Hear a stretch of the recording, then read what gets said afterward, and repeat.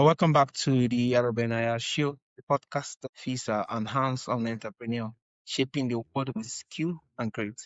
Today, I'm joined by Aaron Ayotte, one that knows that story all too well. He is a trade person, a tradesman, one business coach, the founder of Tech to CEO, and he is on a mission to help home service contracts break free from the trap that keep them stuck. Long hours, word of mouth dependency, and predictable cash flow.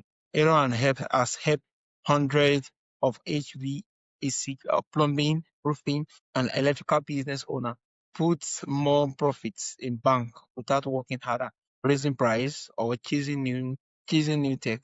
Through his through his CORE Core Freedom Flywheel program, he shows contractors how to simplify growth in just a month, for hours and months, and finally build the business they dream of, and they first slap their logos on the truck.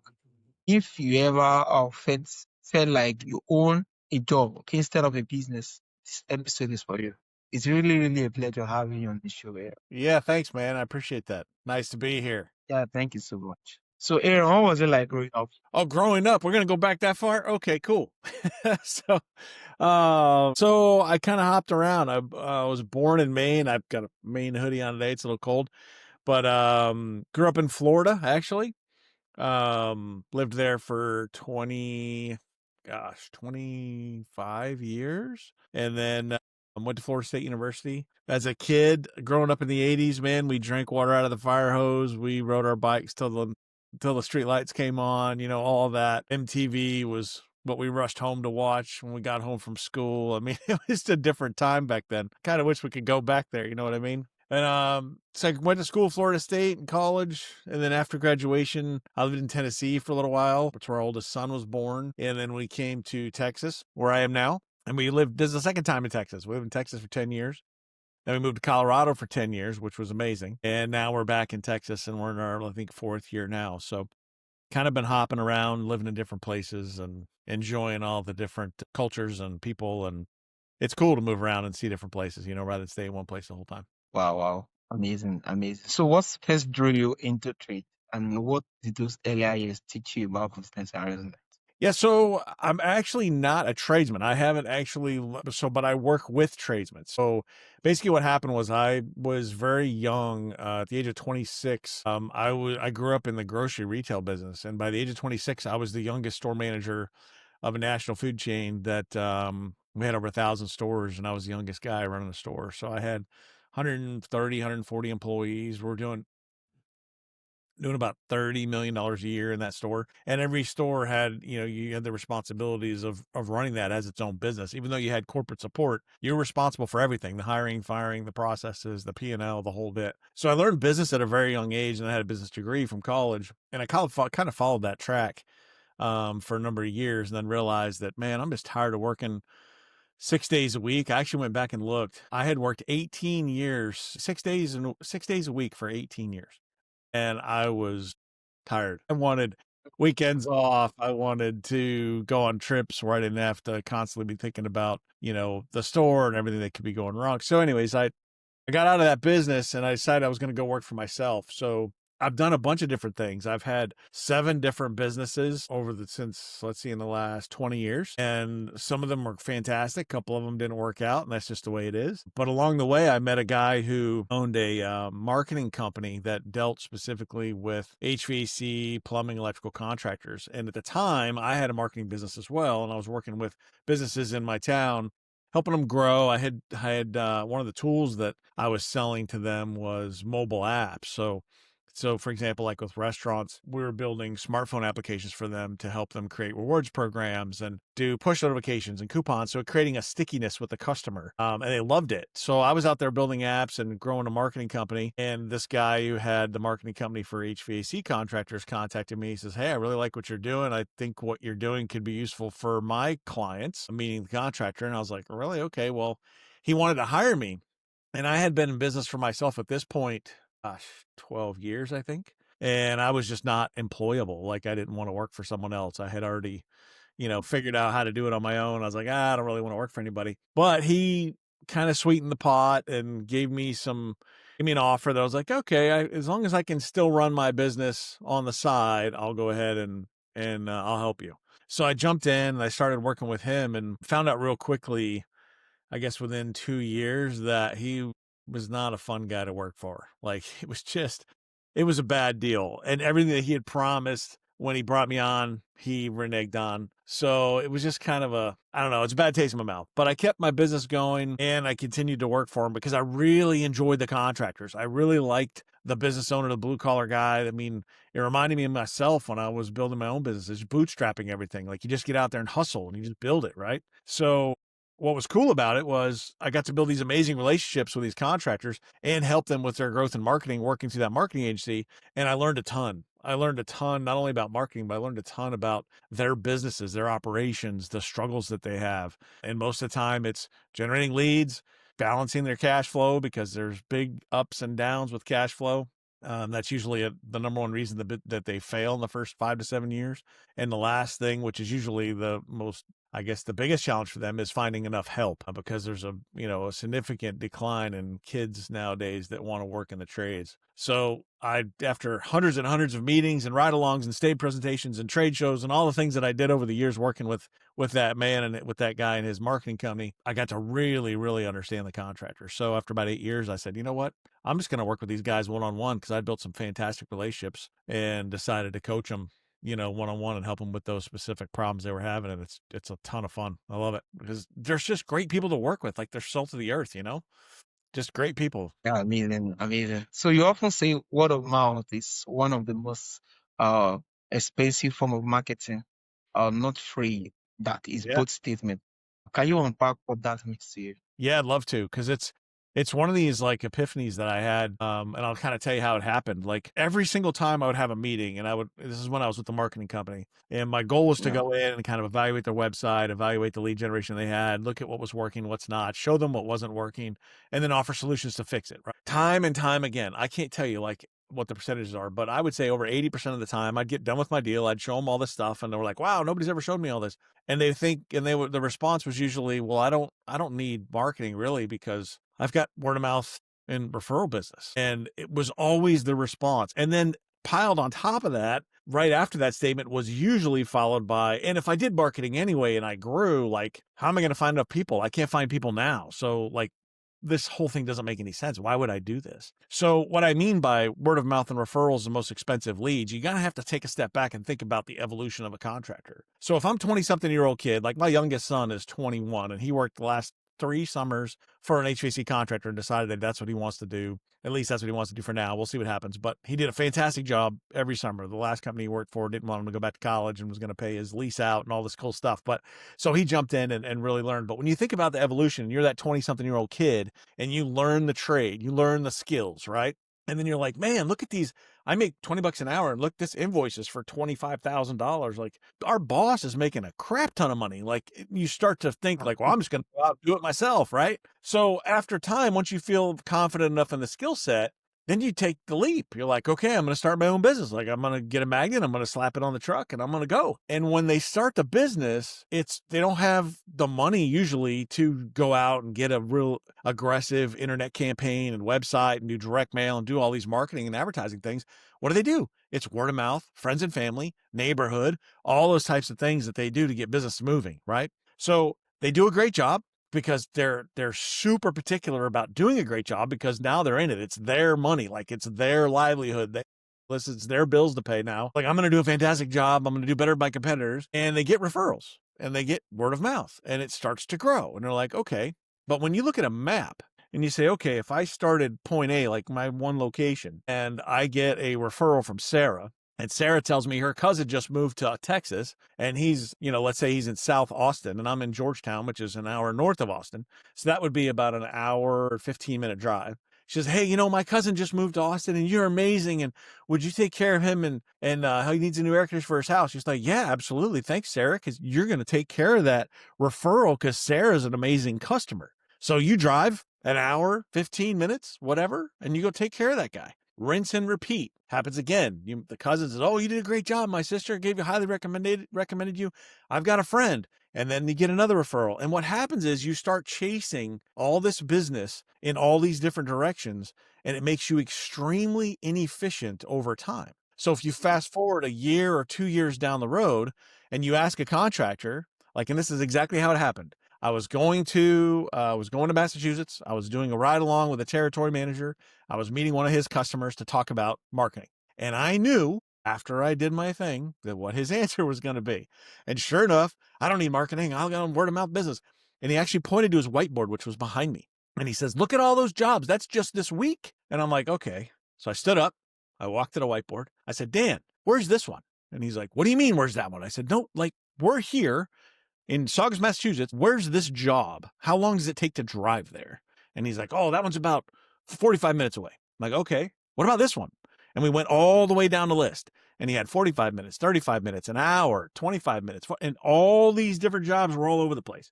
And I said, what if you put some strategically smart marketing in place to meet the customer where they're looking for you? And that's Google. And I'll talk about that in a minute. And you could extract as many leads as possible instead of from a 30-mile radius, which they're very proud of and should be because they built their business on that, down to a 15 or a 10, 12-mile radius. What would happen? Well, a lot of things would happen. If we can get the lead growth up and the volume up, I can do more jobs in a week and in a day and in a month with the same amount of people because I'm not spending tons of money on labor dollars while this guy sits behind a windshield and drives an hour and a half to that job and an hour to that job and an hour to that job. Not to mention, how happy is that technician when he finishes his workday every day an hour from home, and then he's missing dinner with the family and he can't get to his kid's soccer practice and all these different things, right? So not only does it make you be able to service and install more equipment in a given day, week, or month, but it saves a tremendous amount of money in fleet expenses. Most contractors are just filling the gas tank, replacing the tires, getting the oils changed in the vans without any thought of it. It's like, oh, it's a cost of doing business. I just got to do that because I'm a contractor and I drive all over the place and I got to make sure I take care of my trucks. Okay, great.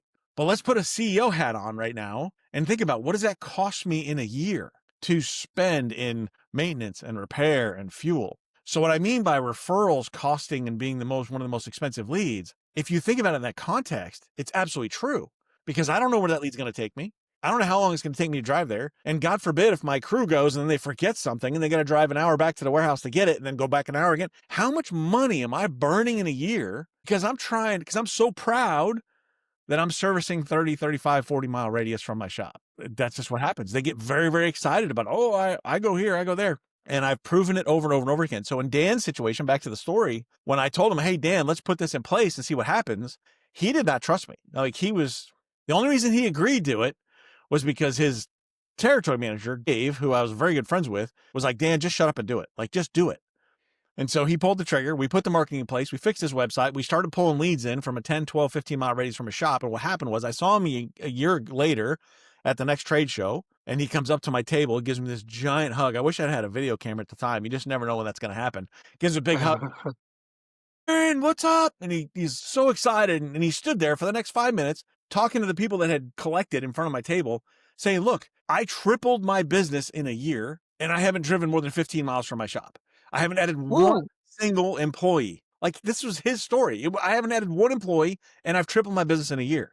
He was doing about 1.8 million at the time. So to give you some math, so he got to a little over 3 million. So not quite 3 times, but a little over 3 million inside 1 year with no new employees and much more efficient. We didn't even put the math to how much money he saved in fleet costs and vehicle costs. But I've actually created a calculator that shows contractors, look, if we take let's say you're doing 30 miles right now and you want to cut that to 20.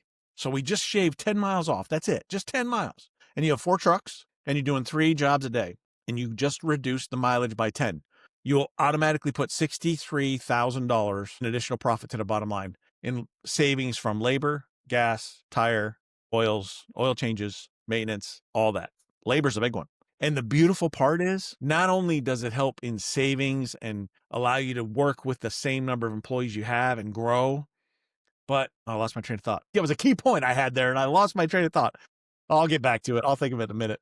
But it's phenomenal to watch happen. It is phenomenal to watch happen because it goes against the way they think, right? They just automatically think word of mouth referral, but word of mouth is unpredictable. you don't know when the next one's coming. And when the economy, like right now in the United States, and the economy's a little tough. I mean, some say it's great, some say it's not. But this year in HVAC in 2025, most contractors are down 30-40% versus a year ago.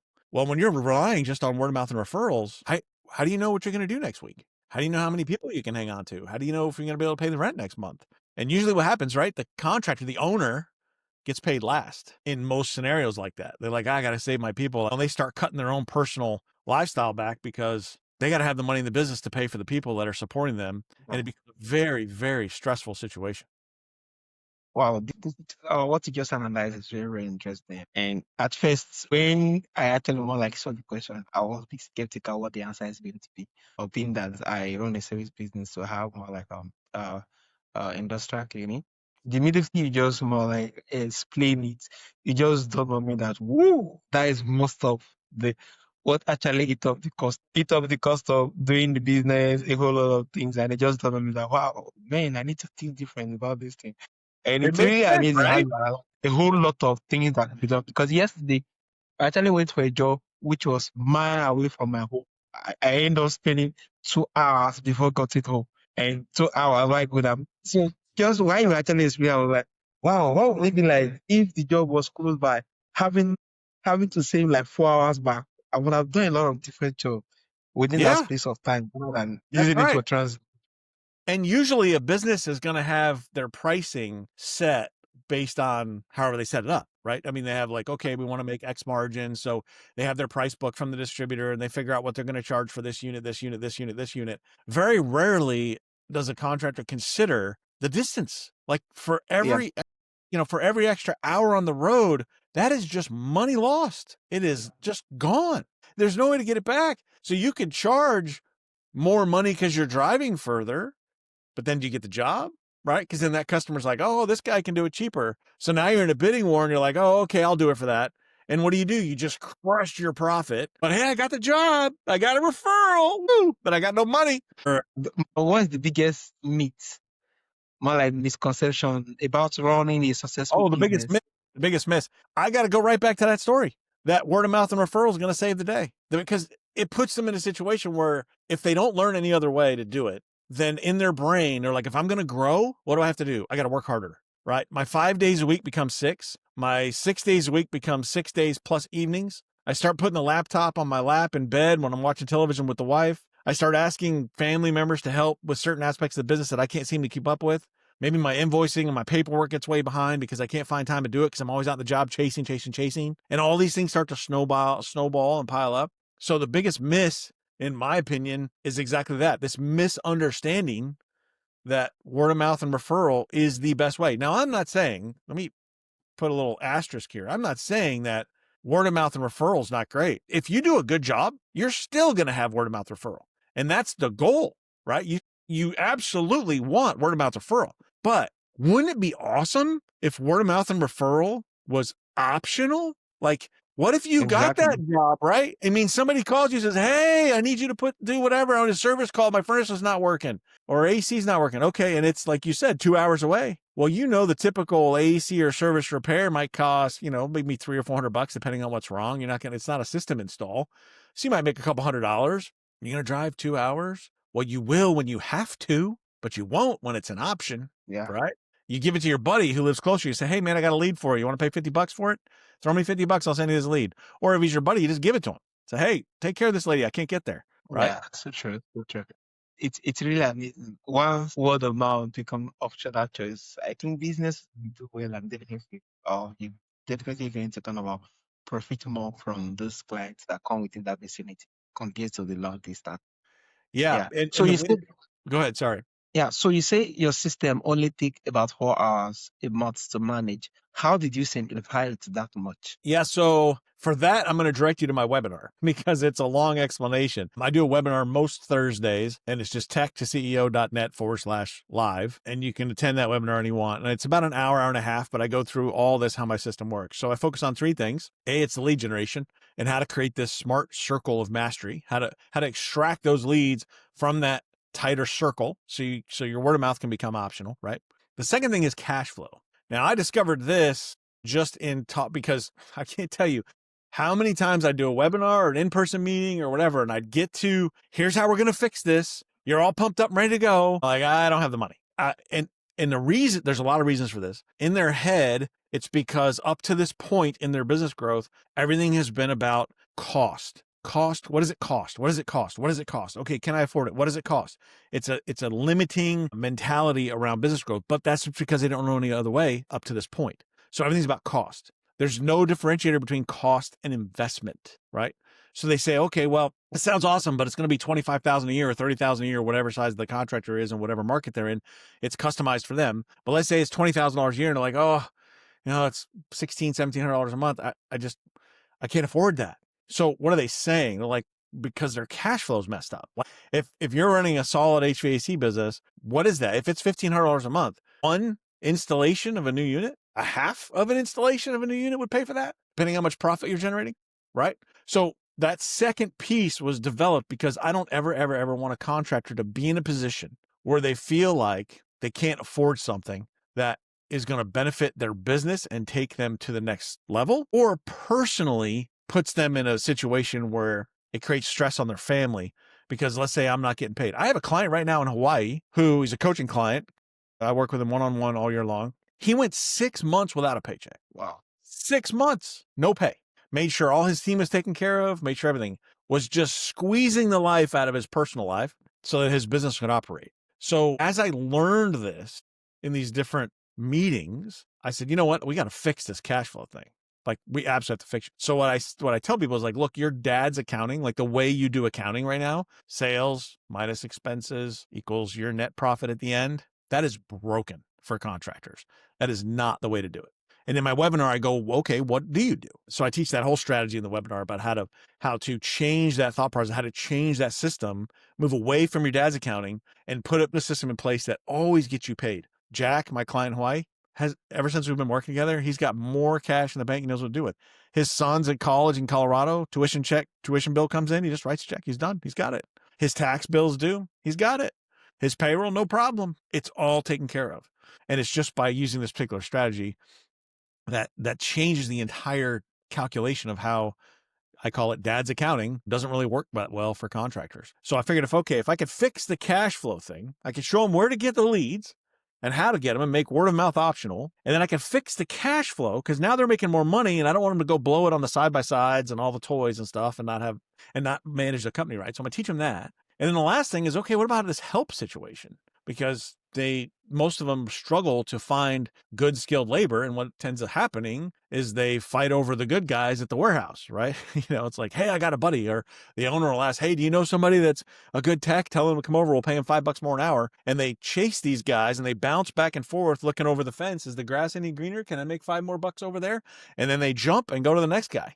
And the cycle just continues. And it's exacerbated when you have this huge service area, because the more area you're trying to service, the more help you feel you need. So it kind of self-solves itself. When you bring that service area down, you pull the leads out of it, you manage your cash flow right. Now you just get people in place and you're crushing it. And the way we do that is a strategy around attraction. So instead of chasing those skilled technicians and doing this battle over $5 an hour, we're actually putting a system in place that's going to attract them to your business. And you think about it, well, how do you do that? Well, you just have to take a step back for a second and think about behavior.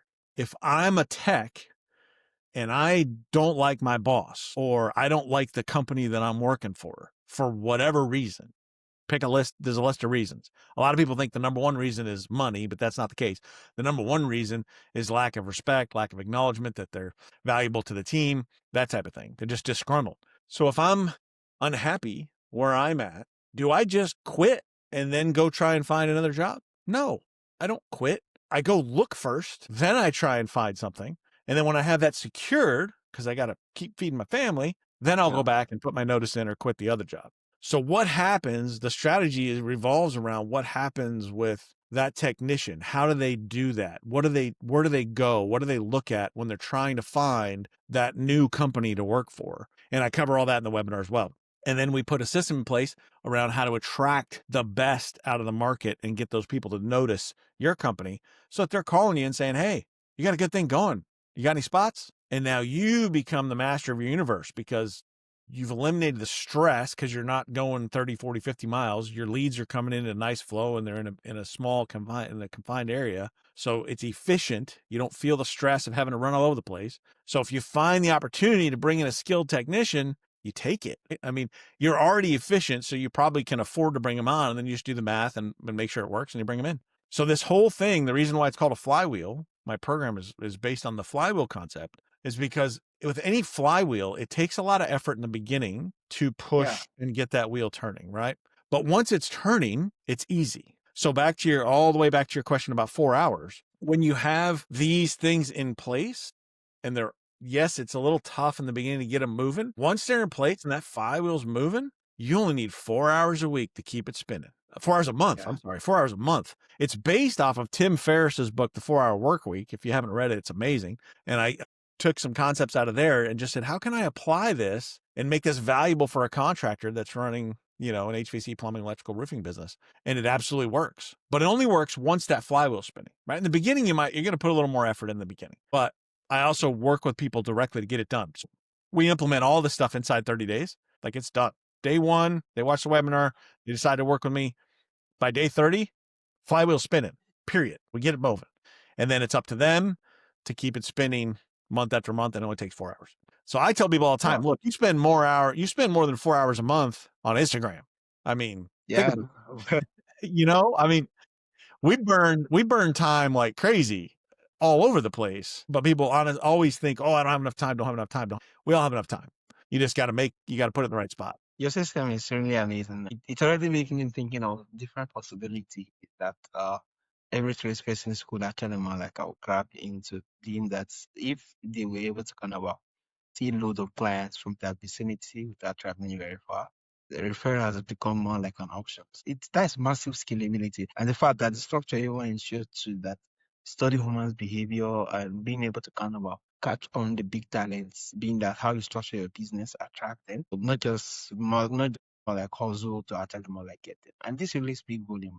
Yeah, this is amazing. And thank you so much, because I mean, I'm glad it's resonating with you, because I've seen it. It works. Like, and it's not.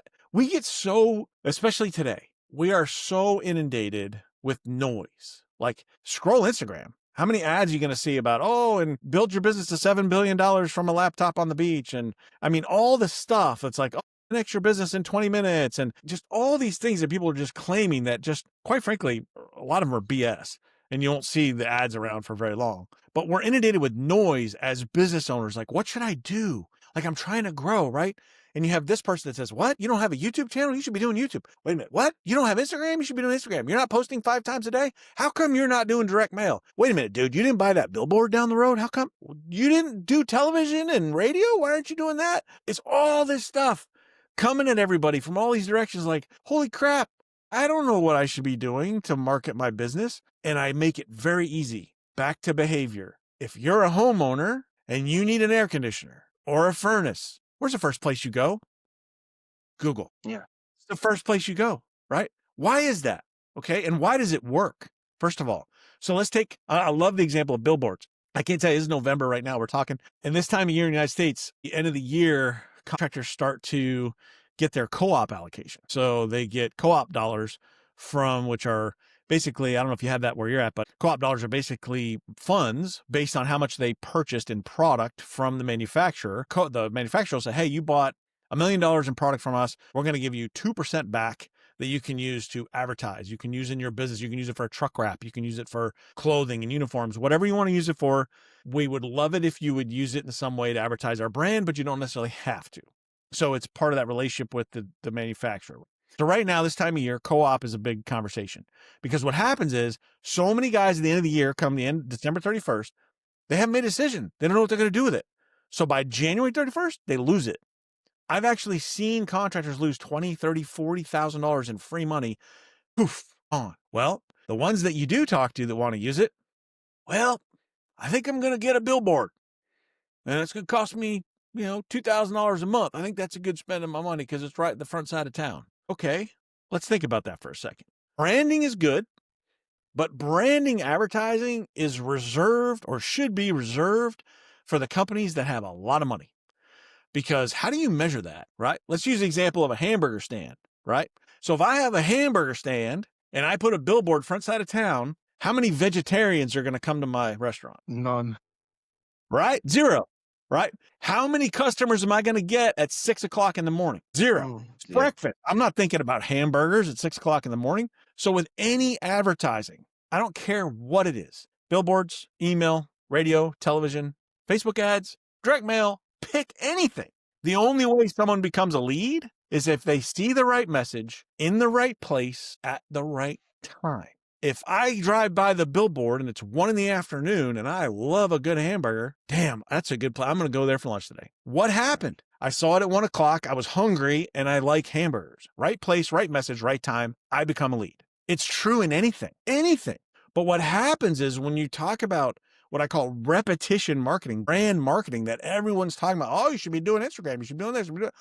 BS. Don't start there. Do that when you have a crap ton of money. The reason you don't start there is because you might go spend $25,000 on that billboard for the year, and you're looking for that needle in the haystack.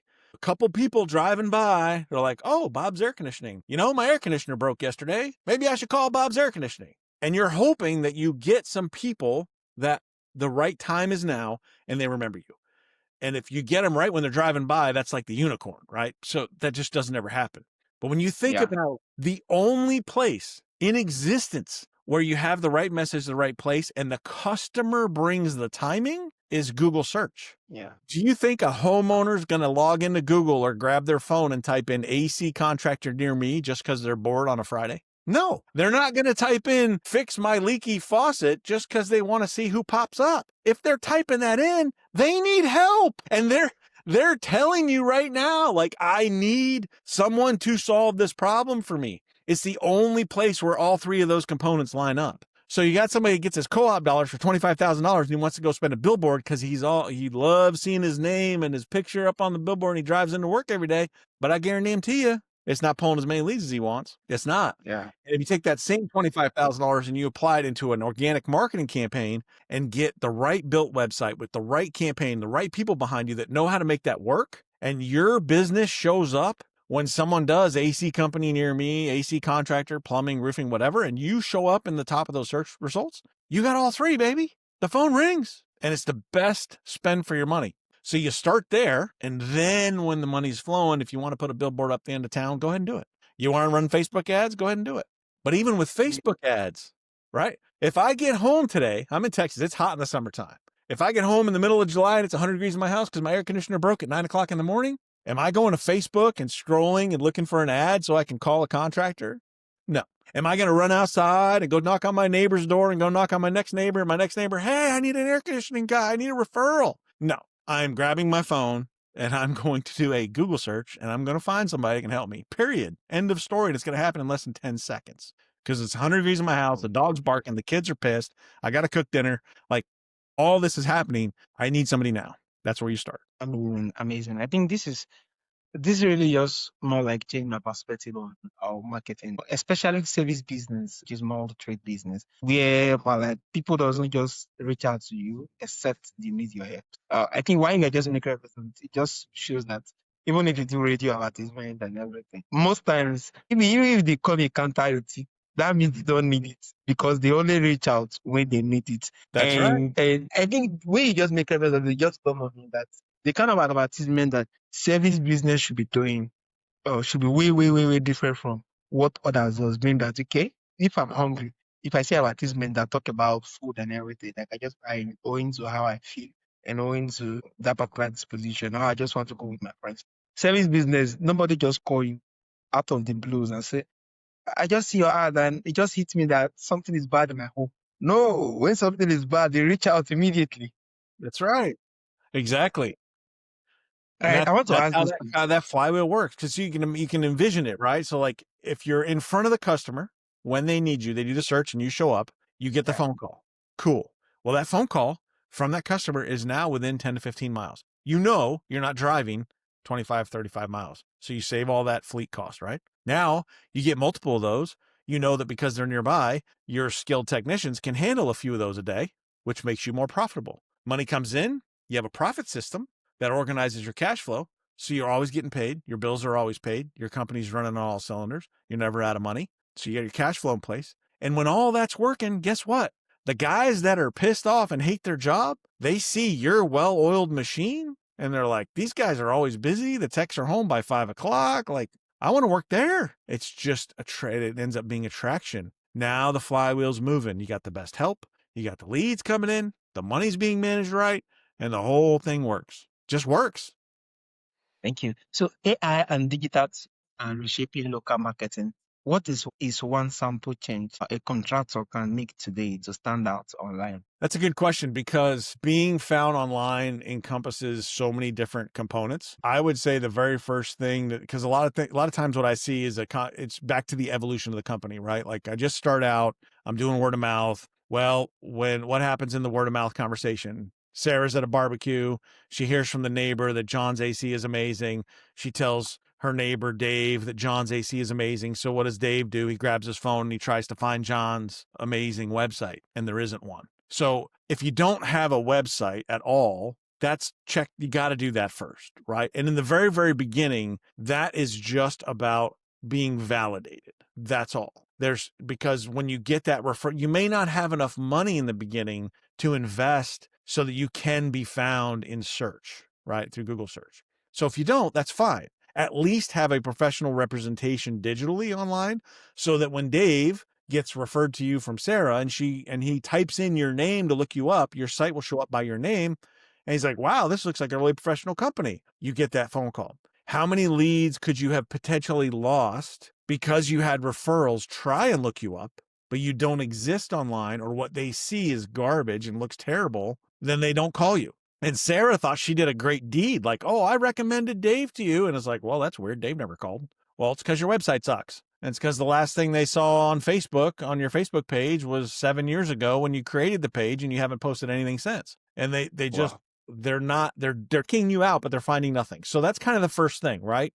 And I have a separate company that I have partners in that I actually help contractors. That I didn't tell you about that, but it's a good point to bring up because there's a lot of contractors that are in that space where they're like, I need to get a website, but I don't know who to build one. I don't know if I'm going to get a good one. I don't know what to do. Like, and they just hire a friend and they pay him $500 and it's terrible. And they go through all these pains and problems.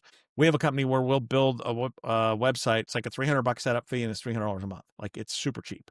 And it gets them started. So now that's the first part. Your question is, what can they do to be found or show up or do something great? What can they do to be seen better online? The first piece of advice I could give you is when you're ready to grow and you really want your website to work for you and show up in front of those consumers, make sure that you're connecting with a reputable company that knows how to do that.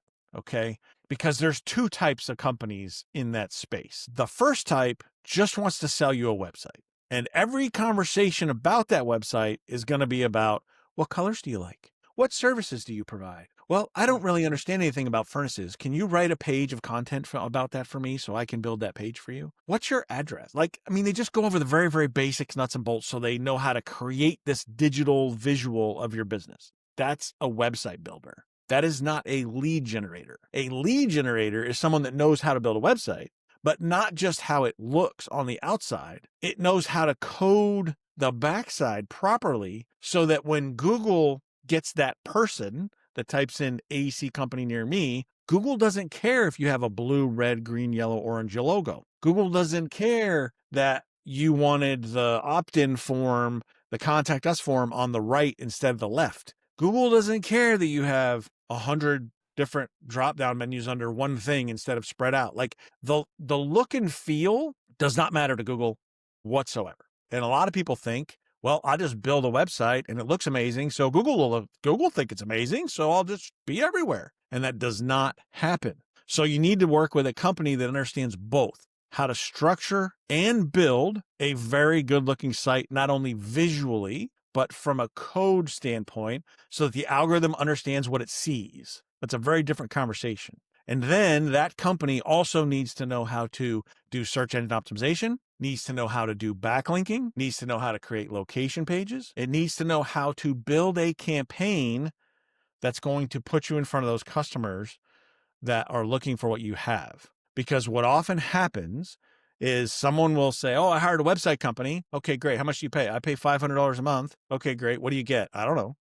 And they pay $500 a month and they don't even know if they're getting any business from it. And the website and what happens is the $500 a month they're paying, they're getting nothing for that. Like the company's actually not doing anything. They might say, well, we update the content. What does that mean? Well, you sent in a picture last month. You added John to your team, so we added that to the page of your staff for $500. Like, what? So most contractors don't know the questions to ask of the digital marketing company. And when they get a price for a build or like just a website, they think, well, I guess that's what it costs. I guess. Okay, sounds good. And if they can afford it, they do it. But they don't know what they're getting on the other side. So the long answer to your question is work with an agency that not only knows how to build a good looking site that represents you as a business very well, because that's the connection to the customer. That what the customer sees visually, you want them to say, oh, wow, this is really nice. I'm going to call them. That's the connection part. But on the back end, before the customer even sees it, Google has to love it. And it has to be coded right so that you have a chance to show up high in the search results. So that's the answer. It's like work with a company. If you want to show up in search results, work with a company that knows how to get that done. And you might have to talk to 3 or 4 of them, and you might have to get referrals. You might have to get, do a little digging, and that's okay. Because the alternative is what I see so many times, and that's I'll meet with a client and I'll say, tell me about your marketing. Like, what have you done in the past? And he's like, you're the 5th guy that if I sign up with you, you're the 5th guy that I will have worked with. In how many years? 5 years. Like every year they're paying all this money. They're hoping it gets better. It doesn't. So they fire that one and they go get another one. And then it happens again and again and again. And it's just endless. There's so many companies that give bad information. I mean, we could go down rabbit holes around Google AdWords, local service ads, paid marketing, all this types of stuff that when a company, be very wary of a company that says they do a great job with SEO, search engine optimization, and organic campaigns. They say they do a great job of that. Then the next sentence is, how much do you want to budget for ads, like paid ads? Wait a second. I'm paying you to build an organic campaign that's going to build itself over time. Why are you wanting me to give Google a bunch of money for ads? That doesn't make a lot of sense. Well, in some cases, ads can be helpful to kind of bridge the gap until the organic starts to work. But some agencies just sell ads to sell ads so they can get another 20% management fee on top, when in reality, if they do a good job organically and you show up naturally in search, every ad you're buying is a waste of money, right? Because you're paying for those clicks. So a lot of guys, I tell you, I have a client in Massachusetts. When I met them, I talked to him in May. They were spending $21,000 a month on Google AdWords, $21,000 a month. And in the summer, they would spend $40,000 a month. Now, they're a bigger company. They had quite a few trucks. But I was like, why are you spending that much in ads? He's like, well, we got to have the leads. Okay, what if your organic campaign drove the leads and you didn't need ads? And you spent $2,000 a month and it was the same $2,000 a month every month. What if you could get the same number of leads for that instead of 20,000? Well, that'd be amazing. Okay, let's do it. And to this day, he's still a client. He spends 0 on ads, 0, because his organic campaign works. That doesn't happen overnight. That's one thing people need to understand. When you build an organic campaign, you're trying to get in front of Google and search. If you're working with a company that knows what they're doing, you got to give it time. I would say don't even expect results for 6 months. Just know that that's what it's going to take. And then at 6 months, now start putting the screws to them. Okay, what am I getting? Where's my leads? What are you doing? And asking the questions that are going to push them to make sure your campaign's successful. Thank you. I really appreciate it. So how can our audience how can our audience do business with you, or how can they reach out to you, and where is best platform to do this? Yeah, absolutely. I mean, I'm kind of really simple. I don't do a whole lot of high tech things. I have a webinar that I do that I mentioned. So if you wanted to hop on the webinar, that'd be great. And that's Tech2, so TECHTO CEO. So the whole idea is taking a technician and making them a CEO, tech2ceo.net/live. And I usually run those every Thursday. And when you go to the page, there'll be a timer and tell you if I'm doing it this week. And maybe I may skip a week here and there. But that's a great way to learn about my program. You can also contact me directly. I've got a link. Yeah, thank you. So finally, what is your biggest vision for tech to CEO? Where do you see the blue collar industry heading to in the next few years? Oh man.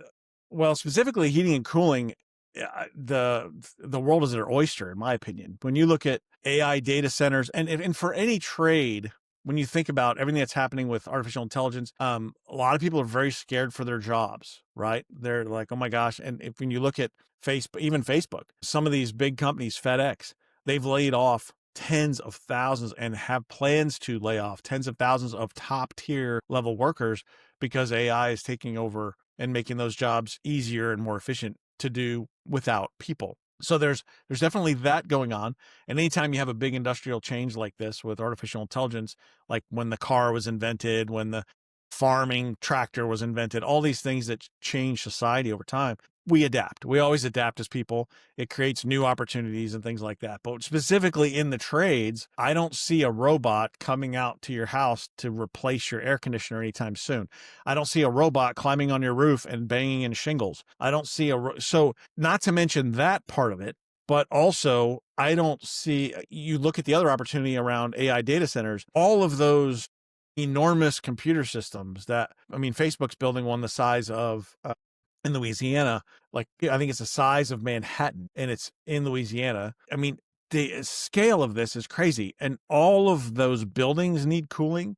They need roofs, they need plumbing, they need all of that, and the equipment needs to be cooled in all of these data centers that are popping up all over the country as well. So that's just that one segment.